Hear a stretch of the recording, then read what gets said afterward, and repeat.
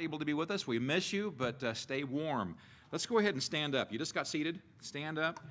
Jesus is the rock of my salvation. His banner over me is love. If you know the things with it, do it. Let's try it. Jesus is the rock of my salvation. His banner over me is love. Jesus is the rock of my salvation. His banner over me is love. Jesus is the rock of my salvation. His banner over me is love. His banner over me is love. Good job. You can be seated. Nice job. We are studying the book of Job, and this afternoon we had a really fun time in it, and I think it probably was the people were just kind of giddy, kind of a pre-snowstorm giddiness. You know, there's just that funny feeling in the air, and so anybody that could get giddy in a study of Job makes me a little worried. But we had a good time, and I'm glad that you're here and safe. You can start opening your Bibles to Job chapter number 11. 11th chapter of Job. Last week we finished off with Job speaking, giving his discourse, his defense, if you will. Job is righteous. Horrible things have happened to Job. He's lost his wealth, his assets. He lost his children. All 10 of his children died. He lost the support of his wife. He lost his health. And sitting in an ash heap, 3 of his quote-unquote friends showed up. And they have been taking and applying nails all over him. They've just been shooting him with barbs and rubbing salt in his wounds from the very beginning. And what we've ascertained or learned is the beginning of the story and the end of the story, which we've not got to, obviously, are like a range of mountains. The beginning of the story is this mountain range with all the trauma that went on, one after another in Job's life. Of all these, just as soon as one messenger finished telling him his message of disaster, another one came running in, one after another. Job, you've lost all this. Job, you've lost all this. Job, you've lost all this. Couldn't even catch his breath before another one. That's the beginning. And as you read that, boy, it's just hard to catch your breath. But that's that mountainy, traumatic beginning. And then the end of the story, which, if you know the story at all, it ends majestically, to say the least. Just an incredible ending. So it starts off with a mountain range. It ends in a mountain range. But between this set of mountains and this set of mountains is a dismal valley between the two that makes you sick to your stomach.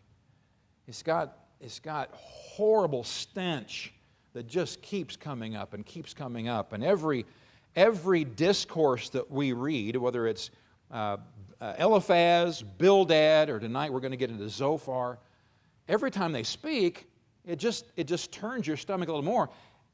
It turns our stomachs. Can't begin to imagine what it did to Job.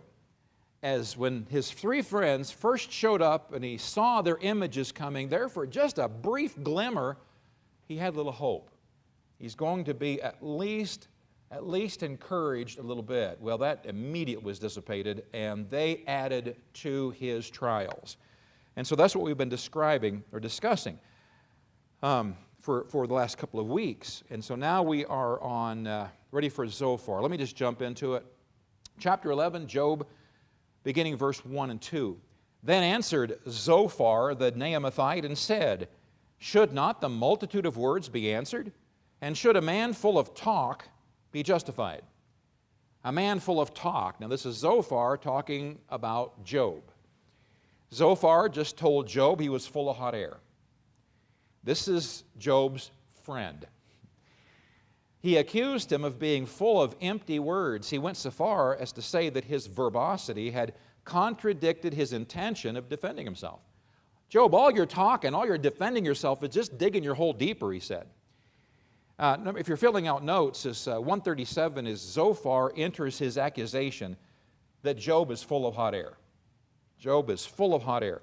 It is interesting, the name Zophar, it literally means, Zophar means departing or leaving early. It's too bad he didn't live up to his name. He might have been a blessing if he would have left. Verse 3, should thy lies make men hold their peace? And when thou mockest, shall no man make thee ashamed? Now perhaps in this initial reading, the full brunt of the meaning doesn't come through, but surely you understand, as I'm reading this, these are not friendly, encouraging words. These are condemning words from Zophar. He accused Job of lying and of mocking God by claiming to be righteous. He said Job was shameless in his irreverence. 138 is Zophar calls Job a liar and a mocker of God. Job, shall no man make thee ashamed? He said Job had gotten so bad that even all of the condemnations of the men trying to get him to confess, he's shameless. Shameless. Verse 4, for thou hast said, my doctrine is pure, and I am clean in thine eyes. But oh, that God would speak and open his lips against thee. Zophar said, oh, I wish God would enter into this scene and give his opinion. And I say, before we get into it, Zophar should be glad God didn't enter in and give his opinion at this stage. Job, you have declared that your stance is righteous, pure as melted snow water, and that you are pure before God. But I know that if God spoke, he would condemn you, Zophar thought. He did not know that what he was asking by suggesting that God should weigh in on this situation. His desire for God to judge Job would eventually backfire on him. 139 is Zophar was confident that Job was guilty before God. 1 Corinthians 2:16, for who hath known the mind of the Lord, that he may instruct him? But we have the mind of Christ. And then Zophar, I believe, was committing a presumptuous sin. He was determining that Job was guilty, so he decided what God thought. Psalm 19:13 says, keep back thy servant also from presumptuous sins. Let them not have dominion over me. Verse 6, and that he would show thee the secrets of wisdom, that they are double to that which is. Know therefore that God exacteth of thee less than thine iniquity deserveth. God exacteth of thee less than thine iniquity deserveth. Do you get the impact of what he's saying? Job, all that this happened to you, you actually got less than you deserved. Now what did he get? He lost everything, even his health, even his wife's support. He lost it all, and Zophar has the audacity to say, Job, you got off better than you should have. Zophar 140 tells Job that his trials are far less than he deserves. 1 Corinthians 1:25 says, because the foolishness of God is wiser than men, and the weaknesses of God, or weakness of God, is stronger than men. The Greek language, the Hebrew language, are languages of comparisons. What these are suggesting is not that God is foolish, not that God is weak. It's comparing, you take whatever it would be that would be the weakest aspect of God, and God is perfect in all, so I can't imagine any weakness. But if there were a weakness in God, it would not be weak in comparison to man's strength. The contrast is so incredible here. Verse 7, canst thou by searching find out God? Canst thou find out the Almighty unto perfection? Let me give you 141, then I'll explain it a little bit. Zophar delivers accurate facts, but with a critical spirit. A critical spirit. One way this could be translated is this: canst thou penetrate to the perfections of the Almighty? So, referring to God's attributes or His perfections. Can you match the perfections of God? His attributes, His holiness, His immutability, His omnipotence, His eternality, His love and truth. You see, man in and of ourselves cannot attain to the perfections of God. It's impossible. God is holy. We in ourselves, no matter how hard we try, are going to not be the holiness of God. He's immutable. We change all the time. We change what we like for dinner. We change. God never changes. He's immutable. The only way we can begin to reflect His attributes is Him in us. It's God in us. Hi, Jan. Verse number 8 and 9, also under 141, it, referring to His wisdom, it is as high as heaven. What canst thou do? Deeper than hell, what canst thou know? The measure thereof is longer than the earth and broader than the sea. This is an accurate depiction of God's mind.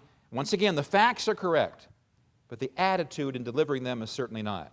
Over and over and over again, we see Zophar and his friends giving predominantly accurate facts, but they are not delivered in love. They're delivered in condemnation with a stick. 139, Psalm 139:8, if I ascend up into heaven, thou art there. If I make my bed in hell, behold, thou art there. Verse 10, if he cut off and shut up or gather together, then who can hinder him? For he knoweth vain men, he seeketh wickedness also, will he not then consider it? 142, Zophar implies that Job's heart is vain and wicked. Here's another instance of Zophar's insensitivity. He said, if the Almighty chooses to cut off your family, which He had just done. His family had died. Now, God didn't do it, Satan did. If the Almighty chooses to cut off your family or shut them up or even gather them together, who can stand in His way? God knows the heart of man. Implied here is that God knew the heart of Job, and it must have been really bad to cause him to lose his children.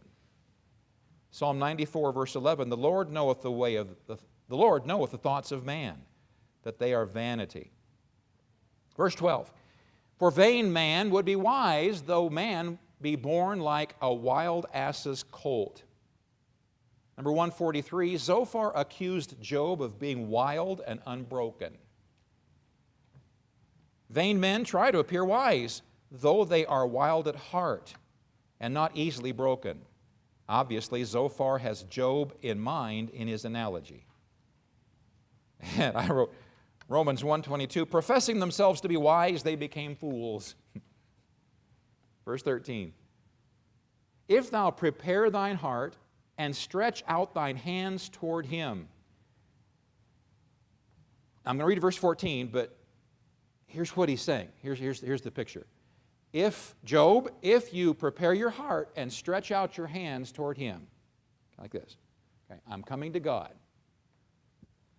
If iniquity be in thine hand, put it far away, and let not wickedness dwell in thy tabernacles. If you go to call upon God, Job, put your hands down, because they're wicked. That's what he's saying. If you dare to come before God, Job, you've got dirty hands, put your hands down. 144, Zophar told Job to keep his wicked hands down in trying to call upon God. If Job, when you are communing in your heart and reaching out to God, repent from your wickedness and keep it far away. Psalm 10, verse 17, Lord, thou hast heard the desire of the humble. Thou wilt prepare their heart. Thou wilt cause thine ear to hear. In other words, God desires us to come to Him. God wants us to come to Him.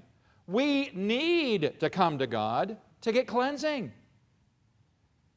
Verse 15.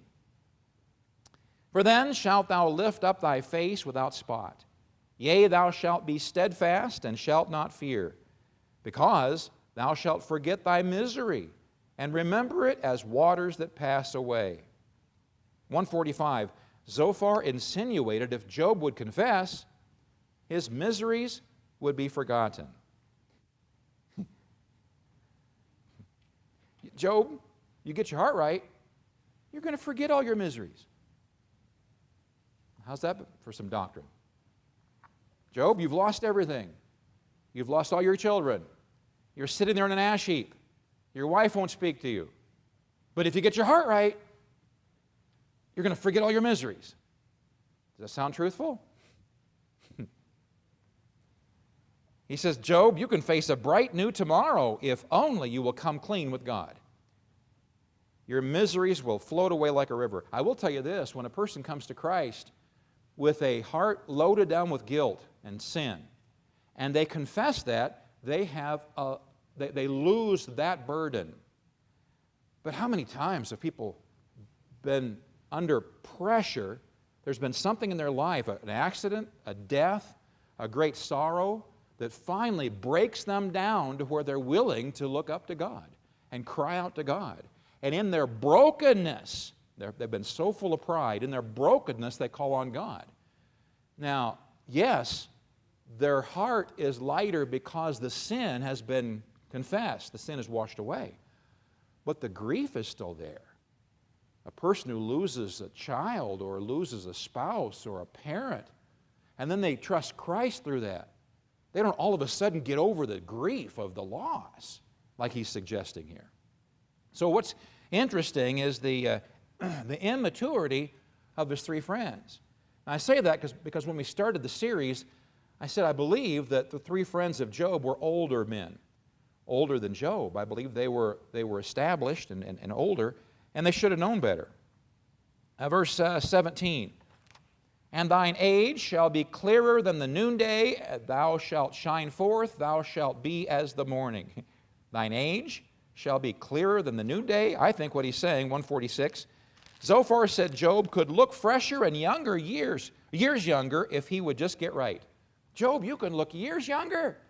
Here's the fountain of youth. Here's some cream. You just apply this cream on, you're going to look so much younger. Or getting right with God will restore a refreshing security and hope, and you can rest in safety, he says. Are you understanding the insensitivity of this man and the friends? I hope you're not a friend like that. With friends like this, you don't need friends. Verse 18, and thou shalt be secure, because there is hope, Zophar said. Yea, thou shalt dig about thee, and thou shalt take thy rest in safety. Picture the image. This is the Middle East. It's a very hot climate. What image comes to you that says that, Job, you will dig wells? I just told you. Thou shalt dig about thee. I just told you. It's the idea of digging wells around. Well, what comes out of wells is nice, fresh, refreshing water. You're in this deserty climate, this water comes bubbling out, it's refreshing. That's the concept here. Thou shalt dig about thee and rest, likely referring to digging wells, life-sustaining in the east. Confess your sin, Job, and live righteously, and you shall find safety and sustenance. The peace that eludes you now because of your sin will come back to you then, he says. Verse 19. Also thou shalt lie down, and none shall make thee afraid. Yea, many shall make suit unto thee. Make suit. I asked the afternoon class, and this is not a word or a phrase that we would use. Any idea what this would mean? Many shall make suit of thee or unto thee. Any ideas? Cord? Court? Many will take you to court. Okay, right? That's what you're saying? Oh, courting your favor. I hate to admit it, but that's actually pretty close. Yeah.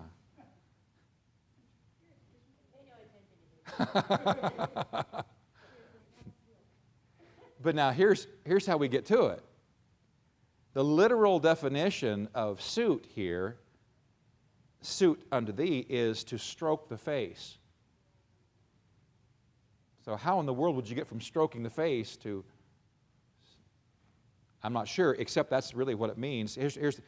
To make suit implies many would come to ask counsel and advice. It gives the idea in the Middle Eastern culture of going up to someone you respect, and you don't, this is not the kissing on the cheek in the Middle East.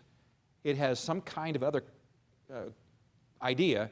to where you'll stroke the face, publicly showing your reverence for this individual. So, I'll take that.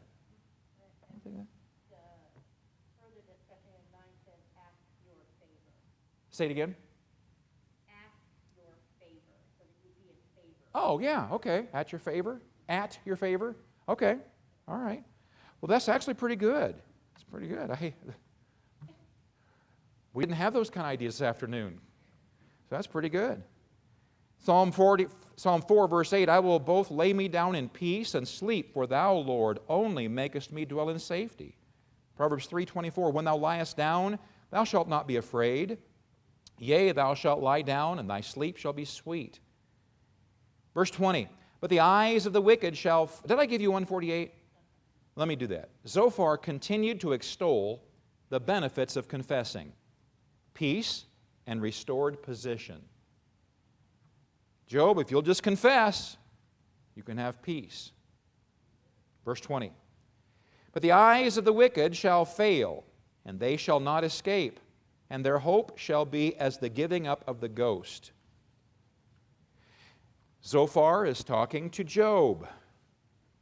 To whom do you suppose he's referring? The eyes of the wicked. He's looking at him. He says, Job, you're wicked. Number 149, Zophar turns his hot accusation against Job, assuming him to be wicked. There's only one end for the wicked, and that's judgment. God will allow none to escape. And by the way, I'm okay with that. I'm okay with that. But as we will see in Job's response here in just a moment, that doesn't mean we're going to see it. It will happen. But that doesn't mean we're going to see that. Meaning, when somebody is wicked, they may not get judged right away. There may be a delay there. There may be some years of delay. Deuteronomy 28:65, and among these nations shalt thou find no ease, neither shall the sole of thy foot have rest. But the Lord shall give thee there a trembling heart, and failing of eyes, and sorrow of mind. Proverbs 11:7, when a wicked man dieth, his expectation shall perish, and the hope of unjust men perisheth. So, what we're seeing over and over again is these three friends are giving truth. Much of what they say is truth.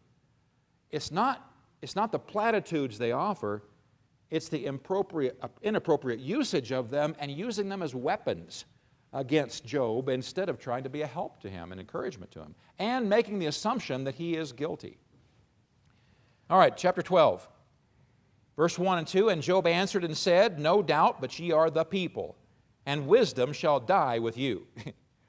There's a whole lot of tongue-in-cheek here by Job. Job is being incredibly sarcastic now. 150, Job responded sarcastically, telling his friends they were the source of all wisdom.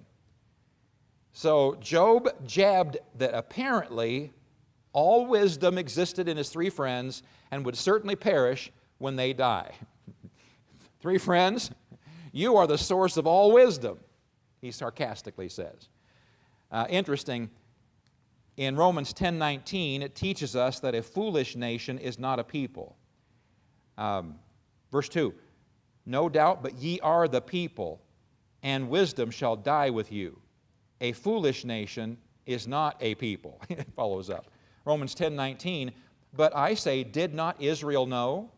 First Moses saith, I will provoke you to jealousy by them that are no people, and by a foolish nation will I anger you. Isaiah 5:21, woe unto them that are wise in their own eyes and prudent in their own sight. Now, we mentioned earlier Zophar saying, I sure wish God would show up and would comment on this situation. What do you think God would say if God showed up at this stage? Any ideas?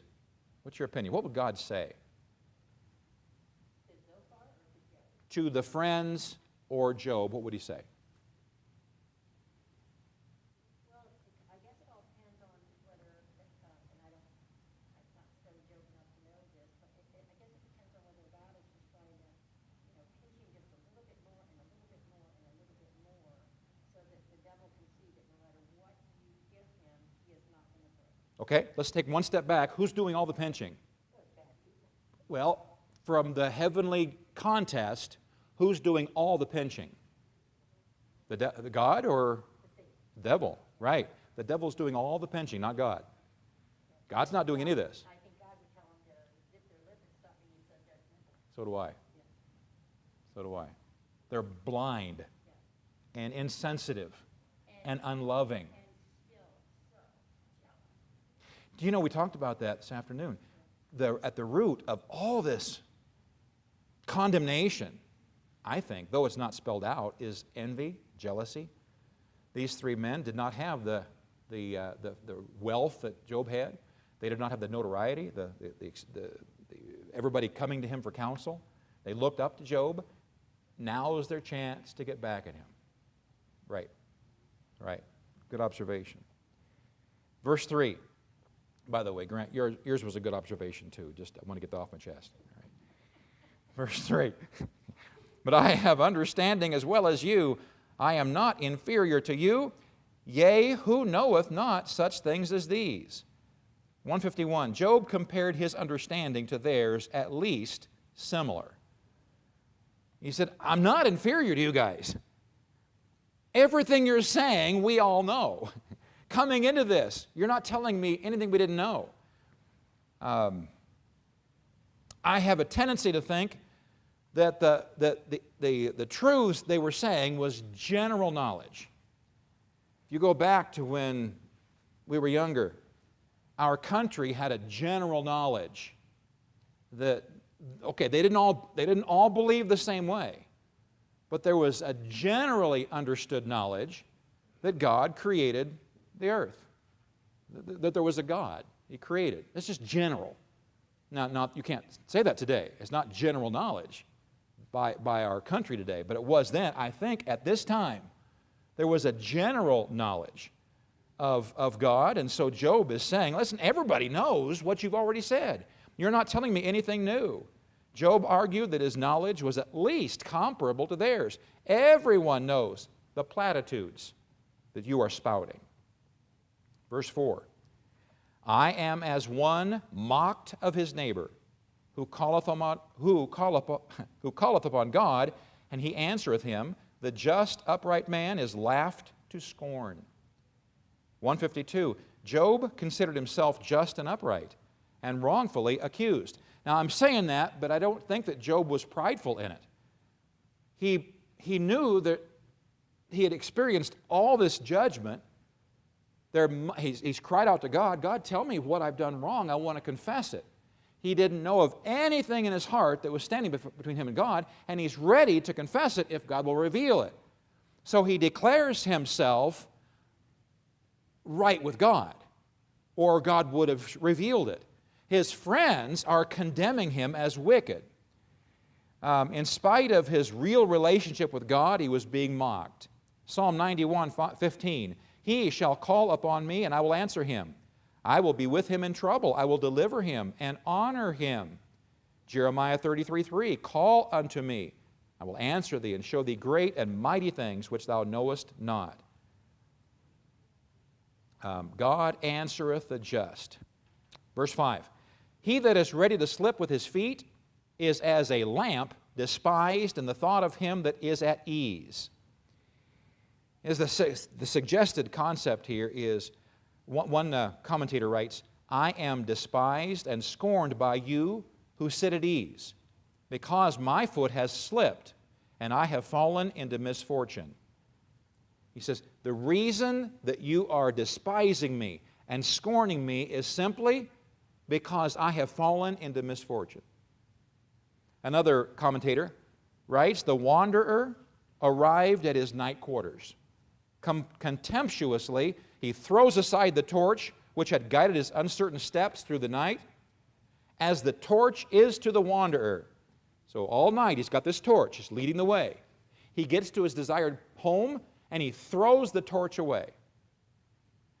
As the torch is to the wanderer, or that which led him through the darkness, so is Job to his friends.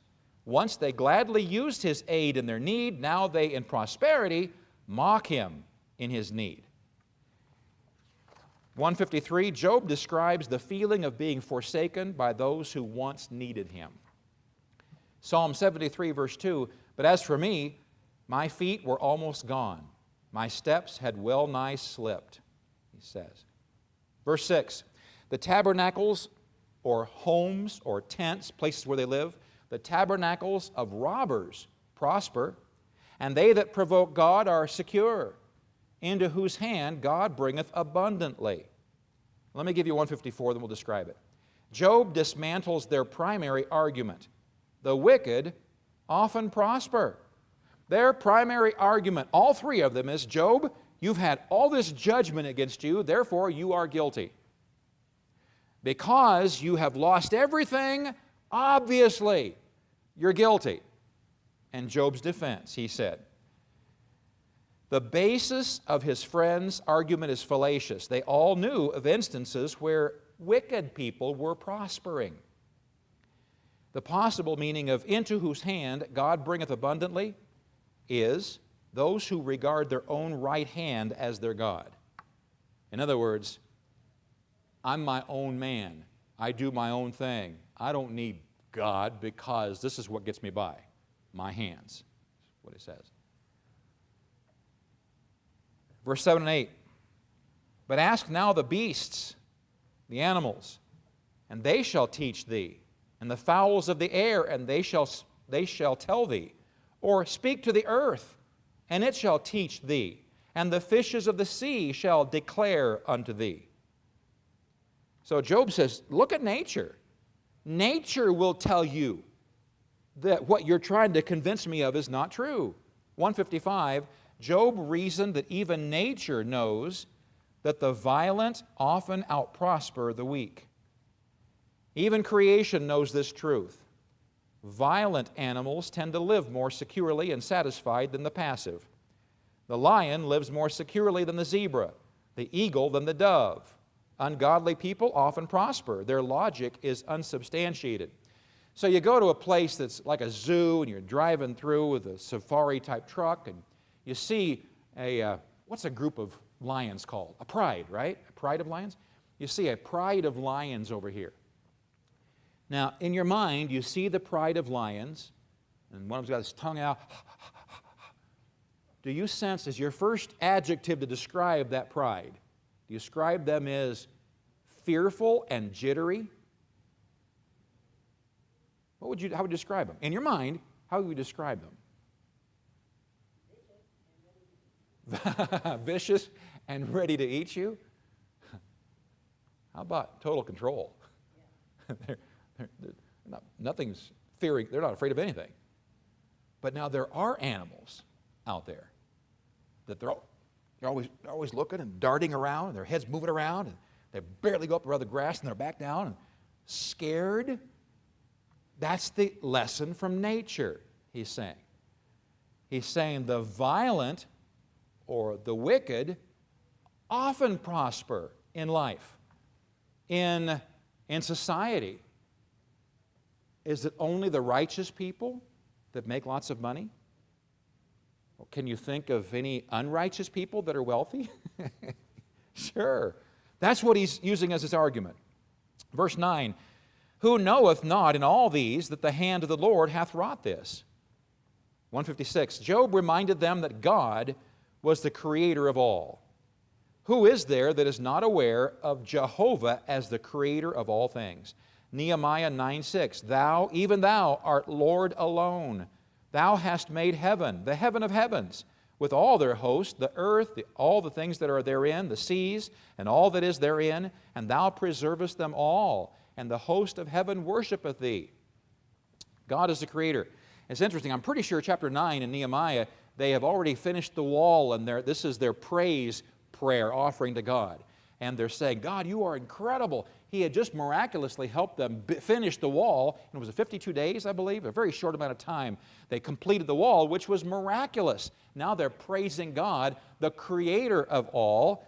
And Job reminded them that that was their God. He is the creator of all. Verse 10, in whose hand is the soul of every living thing, and the breath of all mankind. Let me remind you, in all this, Job sinned not, nor charged God foolishly with his lips. What Job is doing right now Job is preaching a little mini sermon to his three friends of God's greatness. He's lost everything. He has been subjected to this offensive tirade from his friends condemning him. Job has his wife not talking to him, and Job is now preaching a message of God's goodness to the friends. You talk about an amazing spirit in this man Job. Job 157 said, God holds life in His hand. Life and breath of every creature is in the hand of the Lord. Genesis 2, verse 7, and the Lord God formed man of the dust of the ground and breathed into his nostrils the breath of life, and man became a living soul. God did that. Genesis 6:17, and behold, I, even I, do bring a flood of waters upon the earth to destroy all flesh, wherein is the breath of life from under heaven, and everything that is in the earth shall die.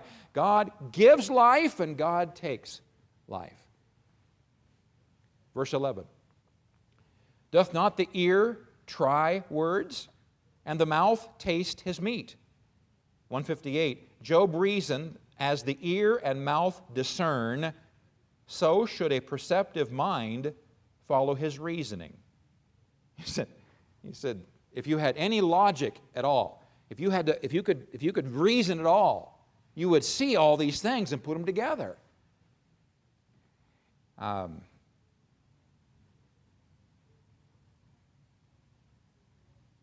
As the ear discerns words and seeks to make sense, so the mouth tastes food. Likewise, the perceptive mind will consider what it sees and hears and formulates a judgment. Hebrews 5:14, but strong meat belongeth to them that are of full age, even those who by reason of use have their senses exercised to discern both good and evil. Making judgments based upon your agenda. That's what he's accusing them of. You are not considering the facts. You're making judgments based upon your agenda. Doesn't that sound a little bit like what's going on in our political climate today? Making judgments not based upon logic, not based upon facts, but based upon an agenda. Verse 13. With the ancient is wisdom, and in length of days understanding. With him is wisdom and strength. He hath counsel and understanding. So 159, Job declares that true wisdom comes from God. Job begins the discussion here on the awesome power and wisdom of God. With an immediate look to the aged, he declares that advanced age often produces increased wisdom. As it continues, the real subject becomes God. Though his three friends have claimed to spout wisdom, true wisdom is from above. So Job declares that true wisdom, not the wisdom that you're giving me, comes from God. Proverbs 8:14, counsel is mine and sound wisdom. I am understanding, I have strength. So one of the things I think he's suggesting here is these men, I believe, are older than he, and he's talking now about wisdom coming from God. Would we be stretching too much to think that maybe Job is giving them a little bit of a jab? By now, as a man ages, he often gets wiser and wiser and wiser, as if to say, what happened to you three guys? You should be wise now, but you're not giving me any wisdom. Verse 14, behold, he breaketh down, and it cannot be built again. He shutteth up a man, and there can be no opening. Behold, he withholdeth the waters, and they dry up. Also he sendeth them out, and they overturn the earth.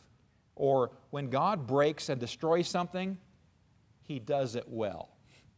Genesis 19:24, then the Lord rained upon Sodom and Gomorrah brimstone and fire from the Lord out of heaven. And he overthrew those cities, and all the plain, and all the inhabitants of the cities, and that which grew upon the ground.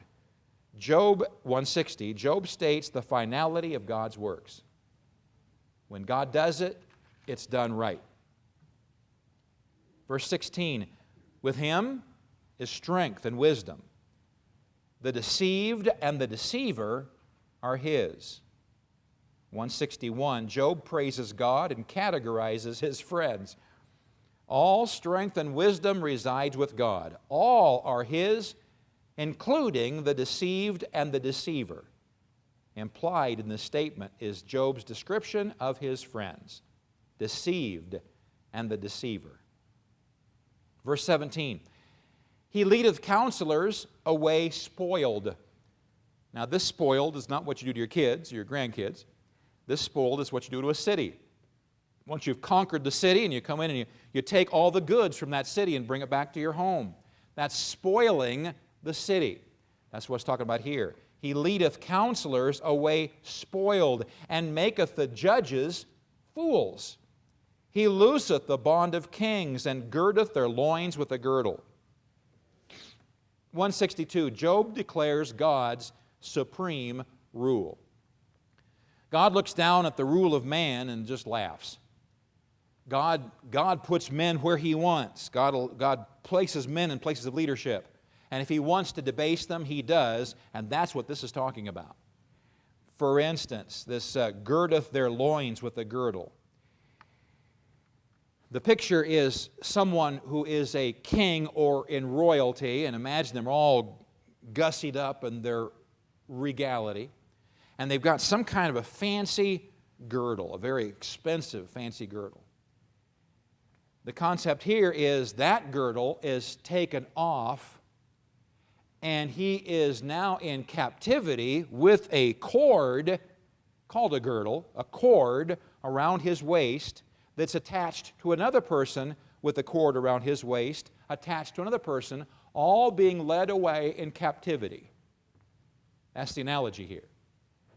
God taking royalty, taking kings, and putting them in captivity because God is supreme in His rule. Isaiah 45:1, Thus saith the Lord to His anointed, to Cyrus, whose right hand I have holden, to subdue nations before Him. And I will loose the loins of kings, to open before Him the two-leaved gates, and the gates shall not be shut. Under 162, verse 19, He leadeth princes away spoiled, and overthroweth the mighty. He removeth away the speech of the trusty, and taketh away the understanding of the ages. Once again, God is the ruler over all, and He usurps all human authority. Isaiah 3, verse 4, I will give children to be their princes, and babes shall rule over them. And the people shall be oppressed, every one by another, and every one by his neighbor. The child shall behave himself proudly against the ancient, or the old folks, and the base against the honorable. This is a judgment against the people, where God takes children and has them become rulers over the people. And the people have to do what the child says. You can only begin to imagine the chaos of what they have to do. Verse 21, He poureth contempt upon princes, and weakeneth the strength of the mighty. He discovereth deep things out of darkness, and bringeth out light to light the shadow of death. 163. Job extols God's contempt of human leaders and knowledge of all that is hidden. God holds human leaders contemptible and knows every secret of everyone. Psalm 107, verse 40, He poureth contempt upon princes, and causeth them to wander in the wilderness where there is no way. Isaiah 23:9, The Lord of hosts hath purposed it to stain the pride of all glory, and to bring into contempt all the honorable of the earth. He's not suggesting that every king is full of pride. He's not suggesting that everyone who is royalty is wicked. But as a class, those that have come to this position have gotten full of themselves, and they're full of pride, and to that degree, He holds them in contempt. Verse 23, He increaseth the nations and destroyeth them. He enlargeth the nations and straighteneth them again. So he lifts up the nations and has them grow. He destroys nations. He lifts them up and He brings them down. God causes nations to prosper and fall at His good pleasure. 164, Job declared that God causes nations to prosper and fall. Isaiah 9:3, Thou hast multiplied the nation, and not increased the joy. They joy before thee according to the joy in harvest, and as men rejoice when they divide the spoil. And then lastly, verses 24 and 25. He taketh away the heart of the chief of the people of the earth, and causeth them to wander in a wilderness where there is no way. They grope in the dark without light, and He maketh them to stagger like a drunken man. 165, Job confesses God's power to debase the mighty. We don't know this, but it's possible that he has his own plight in mind. Job declares that God can bring those very high, very low. Job had been a great man, now he was very low. Deuteronomy 28:28, the Lord shall smite thee with madness and blindness and astonishment of heart. And thou shalt grope at noonday as the blind gropeth in darkness, and thou shalt not prosper in thy ways. And thou shalt be only oppressed and spoiled evermore, and no man shall save thee. Here's what I see.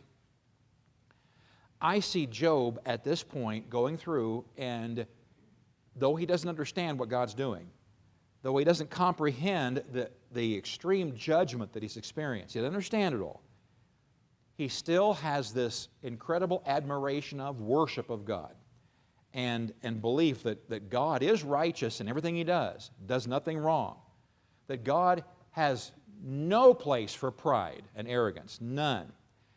And he's talking about how good God is and holding Him up. But I don't see this or anywhere in Job's discourse where he's using the truth of God as a weapon against his friends. I see it as being a defense, but not a weapon against. Whereas all the way through these other friends, anytime they can find any idea, anything at all to do to beat him up, they're doing that. Well, once again, we have spent some more time in the valley between the two mountain ranges, the valley that seems to stretch on in eternity, and I'm sure for Job it felt like that. And instead of getting encouragement, he was just having the wind continually being knocked out of him. But during this time, we're seeing him get breaths of fresh air as he meditates upon how good God is. What a blessing. Comment? Question?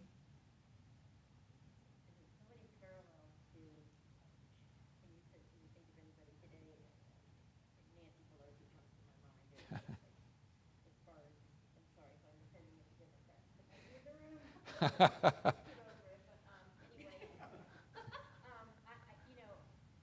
sitting here thinking, when you talk about, God can raise rulers up and He can, slam them back down to the ground. I'm 69 years old, and I know a little bit of history about presidents, back in the Revolutionary War period, Civil War period. I don't think this nation has ever experienced such horribly wicked people as we are facing now. And so this is obviously appropriately teaching this, but it just correlates so much. Doesn't it though? I mean, we're reading current events here in so many ways. Randy? Kind of in light of that, I'm quite sure that Job had nothing to read that would be canonized. Right. But this is beautiful literature. What his friends, so-called friends, are saying, and what he is saying, is literature like we don't read anywhere today. Right. So it's obvious and evident that there's lots of literature back then, and that it had been passed down through the generations, going all the way back to Adam and Eve, and plenty of writing about God, who God is, power of God, all the knowledge of God, and yet some of them misunderstood, misrepresented what they knew of God, and Job maintains a solid knowledge of what he's learned. It would have been nice to be able to read some of that. Wouldn't it though? whenever he had access. Yeah. Good point. And then it's poetic. It's Hebrew poetry. Very much so. We reasoned this afternoon that there's nothing in Scripture that indicates that Job's three friends were saved. We don't know. I don't know. Meaning, I don't know if they'll be in heaven or not. They had much knowledge of God. But we don't know if they knew God. Whereas Job's whole being radiated this confidence in, this belief in God, which I believe sets the stage for the contrast between Job and his three friends. Head knowledge, heart knowledge. What a contrast here. Thank you. All right. Thank you for being here this evening. It's been a blessing to have you. I appreciate it. We'll look forward to seeing you again next week.